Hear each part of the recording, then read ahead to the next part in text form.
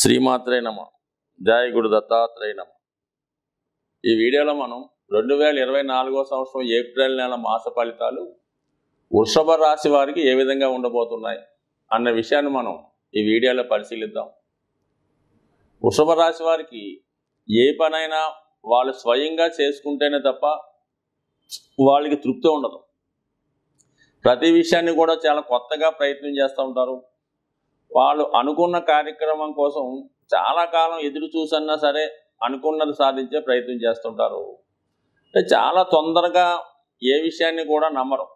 వాళ్ళకి చాలా పరిశోధించిన తర్వాత కళ్ళతో చూసిన తర్వాత మాత్రమే నిజమని నమ్ముతారు తప్ప మిగతా వాళ్ళగా ఏదో గాలి మాటలు గాలి వార్తలు నమ్మడం ఆ విధంగా చేయకుండా జీవితంలో కష్టపడి పైకి రావాలనే సిద్ధాంతంతోనే చాలా స్లో అండ్ స్టడీగా జీవితంలో రాణించడం జరుగుతూ ఉంటుంది. స్వభావ సిద్ధంగా వీళ్ళకి వ్యవసాయ సంబంధించినటువంటి కార్యక్రమాలు, వడ్డీ వ్యాపారానికి సంబంధించిందంటే బ్యాంకింగ్ రంగం చాలా అనుకూలించే, తొందరగా ధనం సంపాదించాలంటే వీళ్ళు ఈ రెండు రంగాల్లో ప్రవేశిస్తే చాలా స్లో అండ్ స్టడీగా, అందులోనూ వారికి చాలా తొందరగా ధనవంతులయ్యే అవకాశం ఉంటుంది. అయితే వీళ్ళు సంపాదించినటువంటి ధనం చాలా స్టేబుల్గా ఉంటుంది. తొందరపడి పోగొట్టుకోరు, తొందరపడి రాంగ్ ఇన్వెస్ట్మెంట్ చేయరు, దేనికి పడితే దానికి ధనాన్ని కూడా వేస్ట్ చేయరు. ఎంత కష్టపడి సంపాదిస్తారో అంత కష్టపడి జాగ్రత్తగా దాచుకొని దినదినాభివృద్ధి చెందే జాతకుల్లో ఈ వృషభ రాశి వారు ప్రప్రథమంగా ఉంటారు. ఈ రాశికి శుక్రుడు అధిపతి అవడం వల్ల లక్ష్మీ అమ్మవారి ఆశీస్సులు చాలా ఎక్కువగా ఈ రాశి వారికి ఉండడం జరుగుతుంటుంది. అలాగే శివుని యొక్క అనుగ్రహం కూడా ఈ రాశి వారికి ఎక్కువగా ఉండడం వల్ల ఈ రాశివారు కనీసం నెలకొకసారన్నా శివుడికి శుద్ధ జలంతో అభిషేకం చేసుకోవడం, అలాగే అమ్మవారికి ఏ అమ్మవారికైనా సరే కుంకుమతో అర్చించడం వల్ల జీవితంలో ఎటువంటి లోటు రాకుండా అన్ని సమస్యలు తొందరగా పరిష్కారం అయ్యే అవకాశం ఉంటుంది. ఇక ఈ నెల ఫలితాలు మనం పరిశీలించినప్పుడు 3 గ్రహాలు దశమ స్థానంలోను, ఒక 3 గ్రహాలు లాభస్థానంలోనూ సంచరించడం జరుగుతూ ఉంది. ముఖ్యంగా 11వ స్థానంలోకి శుక్రుడు ప్రవేశించడం అన్నది ఈ రాశి వారికి చాలా అనుకూలమైనది. ఇక్కడ శుక్రుడు రాష్ట్రాధిపతిగా 11వ స్థానంలో సంచరించడం వల్ల ఈ రాశి వారికి మరి వాళ్ళు ఆశించినటువంటి కార్యక్రమాలు ఖచ్చితంగా ఈ నెలలో వచ్చే అవకాశం ఉంది. మరి రవి అక్కడ చతుర్థాధిపతిగా లాభస్థానంలో ఉండడం వల్ల ఇది ప్రభుత్వ ఉద్యోగాన్ని ఆశిస్తున్న వారికి, రాజకీయ పదవి ఆశిస్తున్న వారికి, ప్రభుత్వ పథకాలు మీకు అనుకూలంగా ఆశిస్తున్న వారికి చాలా అనుకూలమైనటువంటి సమయం. అంటే చతుర్థాధిపతి అలాగే రాష్ట్రాధిపతి కలవడం వల్ల కంప్లీట్గా మీకు లాభస్థానంలోకి రావడం వల్ల మీ యొక్క అనుకున్న ఆశయం నెరవేరే అవకాశం ఉంటుంది. అలాగే ఏంటంటే రుణ ప్రయత్నం ఏమన్నా మీరు ప్రభుత్వం ద్వారా మీరైనా రుణ ప్రయత్నం చేస్తుంటే, ఎందుకంటే షష్టాధిపతిగా ఉన్నటువంటి శుక్రుడు రవితో కలిసి లాభస్థానంలో ఉండడం, అందుకని ప్రభుత్వం ద్వారా మీకు రుణ సహకారం అందించే అవకాశం ఉంది. కాబట్టి ఈ విధంగా కూడా మీరు ప్రయత్నం చేయడం వల్ల మరి ఆర్థిక పరమైనటువంటి అభివృద్ధి, ఇది రాహుతో కలిసి ఉండడం వల్ల విదేశ వ్యవహారాలు ఎక్కువగా కలిసి రావడం జరుగుతూ ఉంటుంది. సో ఒక విధంగా చతుర్థ స్థానాధిపతిగా ఉన్నటువంటి ఈ సూర్యుడు లాభస్థానంలో సంచరిస్తూ షష్టాధిపతి మరియు రాహుతో కలిసి ఉండడం వల్ల మరి మీ బంధువుల్లో ముఖ్యంగా రవి తండ్రి కారకుడు అవుతుంటాడు, చతుర్థ భావం తల్లికి కారకత్వం అవుతుంటాడు. సో ఏదో కారణం వల్ల మరి తల్లి గారికి కానీ తండ్రి గారికి కానీ లేదా మీ కుటుంబంలో ఒకరికి అనుకోకుండా ఏదన్నా అనారోగ్య సమస్య రావడం కానీ, లేదా వాళ్ళు దీర్ఘకాలికంగా ఏదన్నా అనారోగ్యంతో ఇబ్బంది పడుతుంటే తప్పని పరిస్థితుల్లో ఎమర్జెన్సీగా వాళ్ళని వైద్యం చేయించవలసి రావడం కానీ జరిగే అవకాశం ఉంది. అటువంటి కొద్దిగా ఈ విషయంలో మరి ఎవరన్నా పెద్దవారైనటువంటి వాళ్ళు కొద్దిగా అనారోగ్య సమస్యలతో బాధపడుతుంటే మీ కుటుంబంలో ఈ నెలలో తగు విధమైనటువంటి జాగ్రత్త ఖచ్చితంగా తీసుకోవడం మంచిది. సో ఇక మీకు యాస్టీజ్గా బుధుడు ఇంచుమించుగా మనకి ఏప్రిల్ నెల 10వ తారీఖు వరకు వ్యయస్థాన సంచారం వల్ల ఏదైనా పెట్టుబడి పెట్టే కార్యక్రమాలు, అంటే నూతన వ్యాపార ప్రారంభానికి కానీ వ్యాపారాన్ని అభివృద్ధి నిమిత్తం ఏదైనా ఇన్వెస్ట్ అయ్యే అవకాశాలు ఉన్నాయి. అలాగే పంచమ స్థానాధిపతి వ్యయ సంచారం వల్ల విద్యార్థులు అంటే మీ యొక్క సంతానం యొక్క విద్య కొరకు ఎక్కువగా కాన్సన్ట్రేట్ చేసి దాని మీద మంచి నిర్ణయం తీసుకొని వారి ఉన్నత విద్యకు ఒక మంచి ఇన్స్టిట్యూట్లో సీటు సంపాదించడం, అలాగే దాని కొరకు కొంత ధనాన్ని కూడా మీరు ఇన్వెస్ట్ చేయడం కానీ, పక్కన పెట్టడం కానీ, ఫీజు రూపంలో కట్టడం కానీ జరిగే అవకాశం ఉంది. బట్ ఏదన్నా అంటే మీ పిల్లల యొక్క చదువు కోసం ముందు జాగ్రత్తగా కొంత ధనాన్ని మీరు మరి సేవింగ్ చేయడం జరుగుతూ ఉంది ఈ మాసంలో. మొత్తం మీద వ్యయ స్థానంలో 2 శుభగ్రహ సంచారాలు గురువుతో కలిసి ఉండడం వల్ల కంపల్సరిగా మీ సంతానం ఎవరైతే ఉన్నారో వాళ్ళు మంచి ర్యాంకుతో మరి ఈ సంవత్సరం విజయం సాధించడం జరుగుతుంది.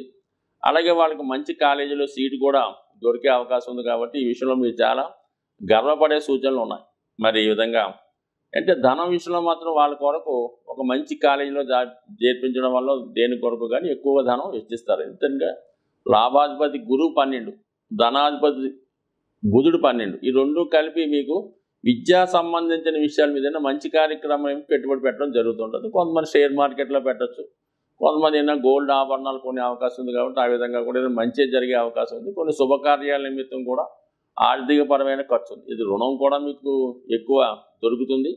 అలాగే దాన్ని సద్వినియోగపరచడం కూడా జరుగుతుంది. అయితే ముఖ్యంగా వృత్తి స్థానం అయినటువంటి దశమ స్థానంలో ఈ కుజ శనిల కలయిక మాత్రం వృత్తిలో కొంత అనుకోని చికాకులు, ఇబ్బందులు వచ్చే అవకాశం ఉంది. వృత్తి ఏదో విధంగా మారుద్దామనే ఆలోచన కానీ, వృత్తిపరంగా కొన్ని చికాకులు ఎదుర్కోవడం కానీ జరుగుతూ ఉంటుంది. సాధారణంగా వ్యయాధిపతిగా ఉన్నటువంటి కుజుడు అంటే ఏ గ్రహమైనా వ్యయాధిపతిగా ఉంటూ దశమ స్థానంలో సంచరించినప్పుడు అది ప్రభుత్వ ఉద్యోగులు అయితే ట్రాన్స్ఫర్ లాంటివి రావడం జరుగుతుంటుంది.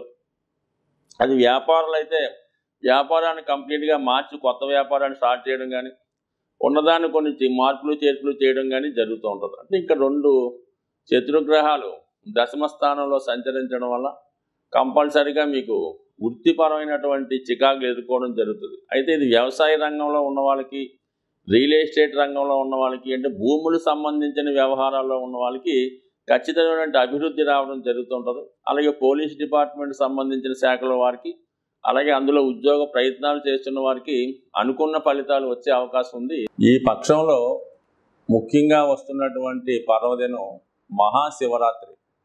అది మనకి మార్చి 8వ తారీఖున రావడం జరుగుతుంటుంది. శివరాత్రి రోజున ఖచ్చితంగా ఏ రాశి వారైనా సరే శివానుగ్రహం కోసం ఆ రోజు ఖచ్చితంగా ఏదో ఒక శివాలయాన్ని దర్శించి అభిషేకం చేసేటటువంటి మనకి అంత అవకాశం దొరకకపోయినా కనీసం శివుణ్ణి కళ్ళారా దర్శించడం వల్ల, లేదు బయట ఉన్నటువంటి శివలింగాన్ని అవసరమైతే కొద్దిగా అభిషేకం సొంతంగా చేసుకోవడం వల్ల నవగ్రహాల యొక్క అనుగ్రహానికి పాత్రలు అవడం జరుగుతుంటుంది. ముఖ్యంగా ఈ మనం ప్రతి వీడియోలో కూడా మాస శివరాత్రి ఈ శివుడికి అభిషేకం చేసుకోమని చెప్తూ ఉంటాం. అంటే మాస శివరాత్రి ఒక్కరోజు శివుడికి అభిషేకం చేసుకుంటే మొత్తం ఆ నెలంతా కూడా శివుడికి అభిషేకం చేసినట్టుగా మీ ఖాతాలో రాయడం జరుగుతుంది. అలాగే ఒక మహాశివరాత్రి రోజు మీరు అభిషేకం చేసుకున్న, శివుణ్ణి దర్శించిన ఖచ్చితంగా సంవత్సరం మొత్తం ప్రతిరోజు అభిషేకం చేస్తే ఎంత ఫలితం వస్తుందో అంత ఫలితం మీకు ఈ మహాశివరాత్రి రోజు వచ్చే అవకాశం ఉంది. పైపెచ్చి మరి 8వ తారీఖున అంటే న్యూమరాలజీకి సంబంధం లేకపోయినా 8వ తారీఖు అన్నది శని భగవానుడికి ఇష్టమైన రోజు కాబట్టి సాధ్యమైనంత వరకు ద్వాదశ రాశుల వారు కూడా ఈ మహాశివరాత్రి రోజు వీలైతే జాగరణ అంటే 7వ తారీఖు నైటు జాగరణ చేసి వేకువజామునే ఈ శివలింగాన్ని దర్శించుకోవడం, శివక్షేత్రాన్ని దర్శించడం వల్ల కంపల్సరీగా మీకు సాధ్యమైనంత వరకు ఆ రోజు నియమంగా ఉపవాసంగా అంటే మనం ఆ రోజు ఏం చేస్తే మొత్తం సంవత్సరం అంతా చేసినట్టు వస్తూ ఉంటుంది. కాబట్టి సాధ్యమైనంత వరకు ఆ రోజు నియమంగా ఉండడం, వీలైతే అభిషేకం చేసుకోవడం జరుగుతూ ఉంటుంది. సరే, ఆరోగ్యం కొరకు అభిషేకం చేసుకుందాం అనుకున్న వాళ్ళు ఆవు పాలు, ఆవు పెరుగు, ఆవు మజ్జిగతో చేసుకోవడం వల్ల ఆరోగ్యం వస్తుంది. ఐశ్వర్యం కోసం ఎవరైతే అభిషేకం చేద్దాం అనుకున్నారో వాళ్ళు చెరుకు రసంతో కానీ, పంచదారతో కానీ అభిషేకం చేయడం వల్ల ఐశ్వర్యం వచ్చే అవకాశం ఉన్నది. అలాగే మంచి కంఠం రావాలన్నా, వాక్చాతుర్యం రావాలన్నా, మంచి చదువు రావాలన్నా తేనెతో అభిషేకం చేసుకోవచ్చు. బట్ ఏదీ లేకపోతే శుద్ధ జలంతో అభిషేకం చేసుకోవచ్చు. అలాగే విభూతితో అభిషేకం చేయడం వల్ల మోక్షం పొందే అవకాశం ఉంది. బట్ ఏదైనా శివారాధన చేసుకోవడం వల్ల ప్రస్తుతం ఈ రాశిలో ద్వాదశ రాశుల వారికి ఉన్నటువంటి దోషాలు ఖచ్చితంగా పరిహారం అవుతాయి. ముఖ్యంగా ఎవరైతే ఏలినాటి శని, అష్టమ శని, అర్ధాష్టమ శనితో ఇబ్బంది పడుతున్నారో, లేదా రాహు యొక్క ప్రభావం, కేతు యొక్క ప్రభావం కూడా ఈ శివారాధన వల్ల వెళ్ళిపోయే అవకాశం ఉంది. అంటే సాధ్యమైనంత వరకు మరి మీనరాశిలో ఉన్నటువంటి రాహు ప్రభావం వల్ల తర్వాత చేద్దామనో, ఈ సంవత్సరం ఖాళీ లేదనో, జనం ఎక్కువ ఉన్నారనో మానేయకుండా అతి శ్రద్ధగా శివుణ్ణి పూజించడం, ఆ రోజు విధి విధానంగా నియమంగా ఉండడం, మీకు వీలుంటే ఆ రోజు ఈ శివాలయం దగ్గర ఉన్నటువంటి భక్తులకు కానీ అనాథులకు కానీ కేవలం మంచినీళ్ళు, ఏదో ఒక తినుబండారమో, లేదంటే ఏదైనా ఫ్రూట్సో, వారికి ఎక్కువగా ఫ్రూట్స్ అయితే మంచిది, లేదంటే చంటిపిల్లల తల్లి పాలు కానీ, సాధ్యమైనంత వరకు ఒక 10 మంది కన్నా మీరు హెల్ప్ చేయగలిగితే జాతకంలో ఉన్నటువంటి గోచార రీత్యా వస్తున్నటువంటి సమస్త దోషాలు పోయే అవకాశం ఉంది. ఖచ్చితంగా ఈ నియమాన్ని పాటిస్తే సంవత్సరం అంతా కూడా ఆనందంగా ఉండాలని ఆశిస్తూ స్వస్తి.